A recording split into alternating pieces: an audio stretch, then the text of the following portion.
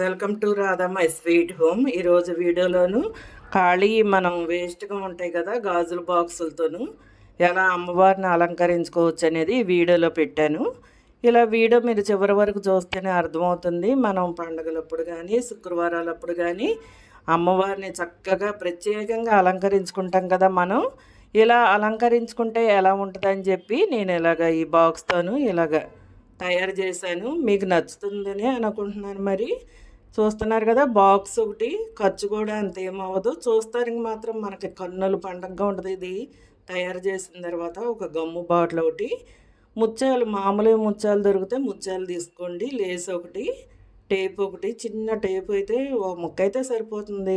ఎందుకంటే box మూతను box ఉంటుంది కదా పైది, దాని వెనకాల కొంచెం చిన్న ముక్క అంటించుకుంటే సరిపోతుంది.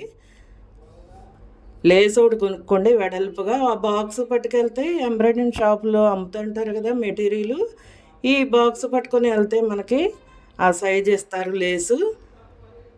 అమ్మవారు కనుక అలంకరణ కనుక సిల్వర్ కానీ వైట్ కానీ ఎల్లో కానీ రెడ్ కానీ అయితేనే మంచిది. గ్రీను బ్లాక్ మాత్రం వాడకూడదు.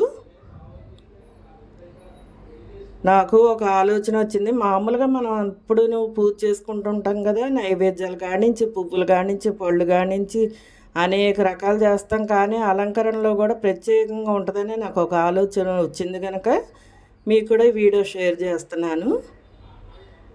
ఈ పై మూతకి లేస్ ఉంటే లేస్ కొనుక్కోండి. దొరకకపోతే కనుక మీకు స్టోన్స్ ఉంటాయి కదా అద్దాలు, ఆ అద్దాలు అంటించుకున్నా కూడా చాలా బాగుంటుంది.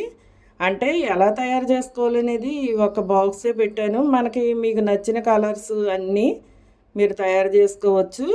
చాలామంది లక్ష్మీదేవి పూజ చేసిన తర్వాత బీరువాల్లో పెట్టేస్తుంటారు.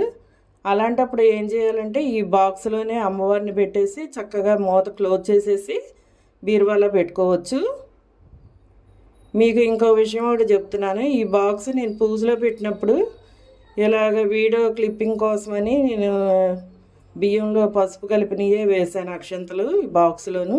మీరు అలా కాకుండా మీరు పూజ చేసుకుంటారు కదా, అన్నీ రెడీ చేసేసుకున్న తర్వాత ఈ బాక్స్లో వైట్ బియ్యమే వేసుకోండి. తెల్లని బియ్యం వేసుకున్న తర్వాత దాని మీద చిన్న పేపర్ వేసి పసుపు కుంకుమ అక్షంతలు అన్నీ వేసిన తర్వాత అమ్మవారిని ప్లేట్ పెట్టి అమ్మవారిని పెట్టి ముత్యాలు ఉంటే ముత్యాలు వేసుకోండి దానిపైన. తర్వాత అమ్మవారిని పెట్టండి. అమ్మవారిని బాగా తయారు చేసుకున్న తర్వాత మీకు నచ్చిన నైవేద్యం తయారు చేసి పెట్టుకోవచ్చు. పళ్ళు కానీ ఏమైనా సరే, మనం కోరిన కోరికలు తీరాలన్నా సరే, మనకి మనసు లగ్నం అవ్వాలన్నా అమ్మవారి మీద ప్రత్యేకంగా ఇలా పూజ చేసుకుంటే చాలా మంచిది. మన ఇంట్లో కూడా అన్ని శుభ ఫలితాలు జరుగుతాయి.